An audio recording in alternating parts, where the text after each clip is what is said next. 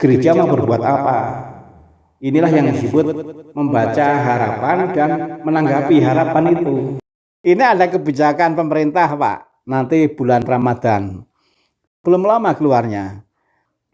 Cuma ini nggak tahu untuk sekolah dasar atau sekolah dasar dan menengah atau juga sampai ke perguruan tinggi. Saya belum pelajari. Tapi saya akan pelajari karena ini penting. Ini dunia pendidikan. Perubahan. Bukan, kebijakan pemerintahnya itu adalah di bulan Ramadan nanti, pekan pertama, minggu pertama, anak-anak itu belajar di rumah. Baik yang Islam maupun yang non-Islam. Belajar di rumah atau belajar di lingkungan. Pokoknya nggak belajar di sekolah. Nah, harapannya di sana itu belajar soal keimanan. Maka saya itu mulai memikirkan, kalau ini juga nanti berlaku bagi sekolah Katolik, nah berarti kan semua anak-anak minggu pertama itu tidak di sekolah, tapi belajarnya di luar sekolah. Nah, lalu saya memikirkan, lalu apa yang akan dibuat oleh gereja untuk mendampingi anak-anak selama 1 minggu itu, belajar soal keimanan. Apakah itu cukup di keluarga saja atau stasi paroki juga perlu menyediakan. Jadi kita harus mulai memikirkan, gereja harus merasa ikut bertanggung jawab.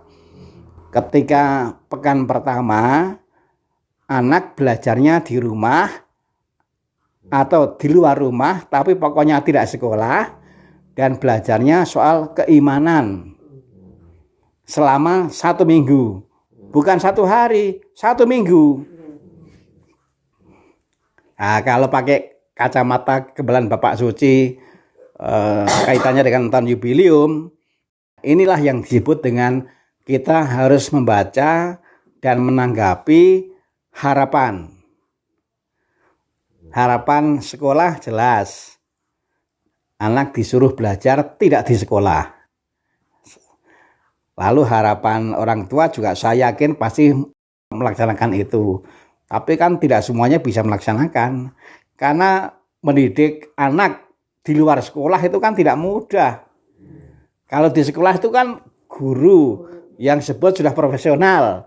Nah, kalau sekarang belajar tetapi tidak di sekolah, yang mendidik itu kan bukan orang yang profesional, itu tidak gampang. Iya. Benar. Nah, nanti bisa melihat juga apakah biar orang muda kebanggaan kita ini juga nanti ada waktu, ada kesempatan untuk ikut memikirkan ini. Ini harus mulai dipikirkan, Pak.